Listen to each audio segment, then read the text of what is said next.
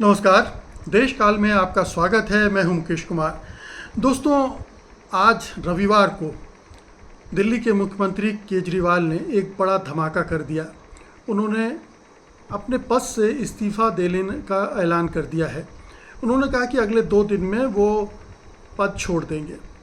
सवाल उठता है कि उन्हें ये फैसला क्यों करना पड़ा, उन्होंने ये वक्त मुख्यमंत्री पद छोड़ने के लिए क्यों चुना और उनके हटने से क्या फ़र्क पड़ने वाला है सरकार में और दिल्ली की राजनीति में।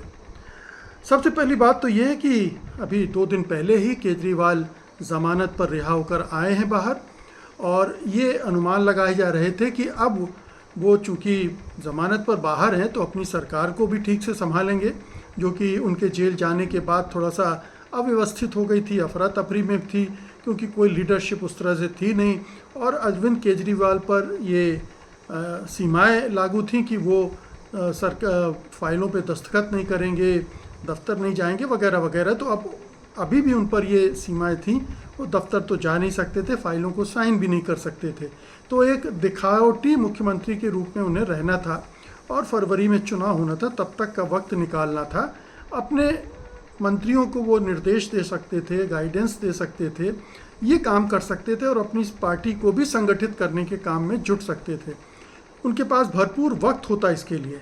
तो ये एक अच्छी स्ट्रेटजी होती कि वो मुख्यमंत्री के तौर पर मूव करते दिल्ली में। लेकिन उन्होंने अचानक ये फैसला ले लिया। तो क्यों लिया, ये थोड़ा सा लोगों को चौंकाने वाला लग सकता है, लेकिन अगर आप इसकी थोड़ी गहराई में जाएं तो आपको समझ में आ जाएगा कि एक मजबूरी भी काम कर रही थी। एक नहीं बल्कि कई मजबूरियां भी काम कर रही थी केजरीवाल को इस तरह का फैसला लेने के पीछे। पहली मजबूरी तो ये थी कि जिस तरह से वो जेल गए और उन्होंने ये ज़िद पकड़ी रही कि वो मुख्यमंत्री पद नहीं छोड़ेंगे और जेल से ही सरकार चलाएंगे, उसकी वजह से उनकी इमेज ख़राब हुई। लोगों को लगा कि ये तो आदमी पद से चिपका रहने वाला आदमी है, ये पद लोलुप आदमी है और पद इससे छोड़ा नहीं जा रहा। उनकी इस धारणा की पुष्टि और हुई जब उन्होंने सुनीता केजरीवाल को भी मैदान में उतार दिया। वे भी चुनावी रैलियों में जाने लगीं, रोड शो करने लगीं। तो उनसे वो लगा कि कहीं ऐसा तो नहीं कि केजरीवाल अब अपनी कुर्सी सुनीता केजरीवाल को देना चाहते हैं, यानी उनकी पार्टी में उनके लिए विश्वस्त कोई भी आदमी नहीं है, कोई भी काबिल आदमी नहीं है जिसको वो कुर्सी देना चाहें। तो ये एक तरह से उनकी इमेज के लिए बहुत बड़ा भारी धक्का था और अब उन्होंने इस धक्के से उबरने की कोशिश की है। ये मैसेज देने की कोशिश की है कि वो मुख्यमंत्री पद से चिपके हुए नहीं हैं, वो पद छोड़ रहे हैं और जब दिल्ली की जनता उन्हें बहुमत देगी, उन्हें जिताएगी, तब वो दोबारा मुख्यमंत्री बनेंगे। तो ये एक मैसेज उन्होंने देने की कोशिश की है, अपनी छवि को थोड़ा रिपेयर करने की कोशिश की है। इसके साथ ही दूसरी बात यह है कि पिछले 1.5-2 साल से जो झंझावात चल रहा है दिल्ली सरकार में, उससे ज़मीन पर भी पार्टी कमज़ोर हुई है। दिल्ली में भी उस पार्टी की वो पकड़ नहीं रह गई है जो पहले हुआ करती थी। तो ये भी समझ में आ रहा है कि अगर फरवरी में चुनाव हुए तो हो सकता है कि उनकी पार्टी को एक बड़ा धक्का लग जाए, क्योंकि 10 साल की एंटी इनकम्बेंसी भी उनके साथ है। और जो राष्ट्रीय राजनीति में परिवर्तन आए हैं, जिनमें एक बड़ा परिवर्तन ये हुआ है कि कांग्रेस भी मजबूत हुई है, वो भी उभार पर है और राहुल गांधी एक राष्ट्रीय नेता के रूप में उभर आए हैं। उनके सामने केजरीवाल कहीं भी अब नहीं खड़े होते दिख रहे हैं। तो ऐसे में उन्हें समझ में आ रहा है कि अब हवा कांग्रेस की तरफ जा रही है और हवा कांग्रेस की तरफ जाने का मतलब है कि आम आदमी पार्टी को भारी नुकसान, क्योंकि वो कांग्रेस के वोटों के बल पर ही सत्ता में आई थी। अगर उसने कांग्रेस को रिप्लेस किया था और इसके अलावा उसके पास कोई और था नहीं। अगर वो वोट वापस जाते हैं, और वापस जाने की संभावनाएं भी बढ़ रही हैं, क्योंकि दलितों और अल्पसंख्यकों के वोट वापस अपना ठिकाना ढूंढ रहे हैं। केजरीवाल ने जिस तरह से दिल्ली दंगों या दूसरे मौक़ों पर सीए के आंदोलन में भी भूमिका निभाई, उससे अल्पसंख्यक समुदाय में रोष है, दलित भी खुश नहीं हैं। और जिस तरह से राहुल गांधी आरक्षण का मुद्दा उठा रहे हैं, उसकी सीमा बढ़ाने की बात कर रहे हैं, संविधान की बात कर रहे हैं, तो एक पोलराइजेशन इस वोट बैंक में देखा जा रहा है। तो उन्हें इस बात का एहसास होगा कि अगर मैंने कुछ बड़ा दांव नहीं खेला, कुछ बड़ा खेल नहीं किया, बड़ा ड्रामा नहीं किया, तो हो सकता है कि उनकी वापसी ना हो। और वापसी ना होने का मतलब है कि दिल्ली हाथ से जाना, और इसका मतलब है कि पूरी राजनीति ही उनके हाथ से निकल जाएगी, क्योंकि अब ले देकर उनके पास दिल्ली है। पंजाब को आप छोड़ दें, पंजाब में केजरीवाल का कोई दखल है नहीं, उनके बल पर पार्टी वहाँ न जीतती है न हारती है। इसलिए दिल्ली को बचाना उनके लिए बेहद ज़रूरी है, उनको अपने लिए, अपनी पार्टी के लिए भी। तो ये दांव उन्होंने दिल्ली को बचाने के लिए खेला है, इसमें कोई संदेह नहीं होना चाहिए। एक दूसरी मजबूरी उनकी ये है कि पिछले कुछ दिनों से जिस तरह की गतिविधियाँ चल रही हैं, उससे ऐसा लग रहा है कि कहीं केंद्र सरकार दिल्ली सरकार को बर्खास्त ही न कर दे।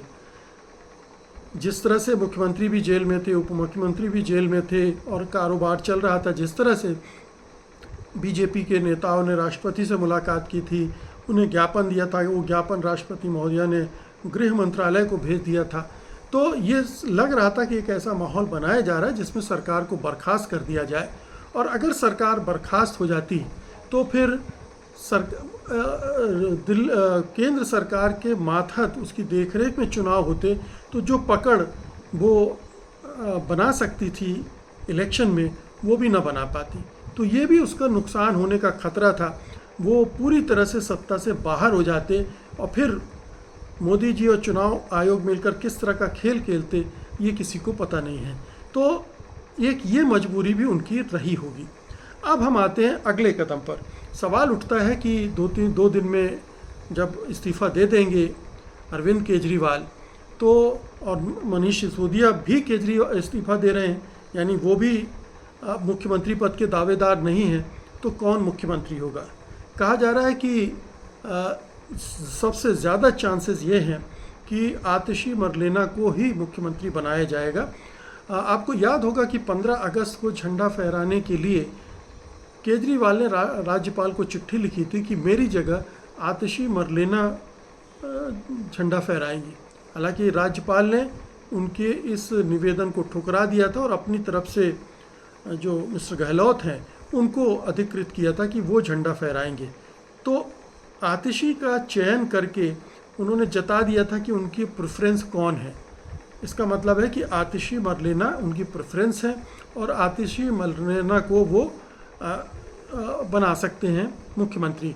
आतिशी उनकी विश्वस्त हैं और इस पूरे दौरान वो लगातार मोर्चा लेती रही हैं, बीजेपी से मोर्चा लेती रही हैं और डट कर खड़ी रही हैं अरविंद केजरीवाल के पक्ष में। जबकि राघव चड्ढा हुए वो विदेश में ही रहे काफ़ी समय, उन्होंने कुछ किया धरा नहीं। और कोई दूसरा शायद उतना विश्वसनीय नहीं होगा कि उसका कद इतना बड़ा हो जाए कि अगर फरवरी में चुनाव जीतते हैं तो उसको हटाकर अरविंद केजरीवाल के लिए मुख्यमंत्री बनना ज़रा मुश्किल हो जाएगा। तो इसलिए हो सकता है कि आतिशी मरलेना ही मुख्यमंत्री बने। कुछ लोग सुनीता केजरीवाल का भी नाम ले रहे हैं, लेकिन मुझे नहीं लगता है कि वो इतनी बड़ी गलती करेंगे। जब खुद इस्तीफ़ा दे रहे हैं तो सुनीता केजरीवाल को मुख्यमंत्री बनाने की एक मूर्खता, राजनीतिक मूर्खता वो करेंगे, क्योंकि इसका फिर उल्टा ही संदेश जाएगा। तो ये तमाम जो स्थितियां बनी हैं उसमें हालांकि बहुत सारे लोग मानते हैं कि ये बड़ी अनुकूल स्थिति बन गई थी केजरीवाल के लिए, क्योंकि केंद्र सरकार कमज़ोर है, मोदी सरकार कमज़ोर है, विपक्ष मजबूत है, विपक्ष उनके साथ भी खड़ा है। ऐसे में वो अगर मुख्यमंत्री बने रहते, सरकार चलाते रहते, अपनी पार्टी को मजबूत करते, तो शायद बतौर मुख्यमंत्री उनको उसका लाभ भी मिलता। लेकिन शायद उन्होंने इस सबको नापा तौला और उन्हें लगा कि ये दांव ज़्यादा कारगर होगा, इसका असर जनता पर ज़्यादा होगा, और जब वो जनता के बीच में जाएंगे तो इस बात को गर्व से कह सकते हैं कि मैं सत्ता से चिपका हुआ नहीं हूँ, मैंने इस्तीफ़ा दे दिया है। अदरवाइज़ बीजेपी एक लगातार कैंपेन चला रही है कि केजरीवाल को इस्तीफ़ा देना चाहिए, उन्हें पद छोड़ देना चाहिए। आबकारी घोटाले को में उनके शामिल होने को लेकर, हालांकि आबकारी घोटाला में वो शामिल है नहीं है ये बहुत दूर की बात है। अभी तक तो कुछ ऐसी चीज़ें ईडी या सीबीआई इस्टेब्लिश नहीं कर पाई है जिनसे उनका कोई संबंध दिखे, बल्कि सुप्रीम कोर्ट ने जिस तरह से कहा था कि 22 महीने सीबीआई क्या कर रही थी, तो उससे लगता है कि केस कम से कम केजरीवाल के खिलाफ तो बहुत कमज़ोर होगा ही। तो ये स्थितियां हैं। अब केजरीवाल चौड़े होकर जनता के बीच जा सकते हैं, केजरीवाल चौड़े होकर बीजेपी को जवाब दे सकते हैं, चैलेंज कर सकते हैं मोदी को, लेफ्टिनेंट गवर्नर को, और उसका फ़ायदा उनको मिल सकता है। तो ये एक कमोबेश ये पूरी परिस्थिति दिल्ली के चुनाव को लेकर बन रही है। आने वाले दिनों में ये देखना है कि केजरीवाल एको हम द्वितीयो नास्ति के रास्ते पर चलते हैं या विपक्षी दलों को साथ लेकर एक नई स्ट्रेटजी के साथ, थोड़ा उदारता के साथ, अपने घमंड को, अपने दम्भ को पीछे रखकर इस लड़ाई को लड़ते हैं। ये देखने वाली बात होगी और इसी पर सबकी नज़रें भी रहेंगी। बहुत बहुत शुक्रिया आपका, धन्यवाद, नमस्कार।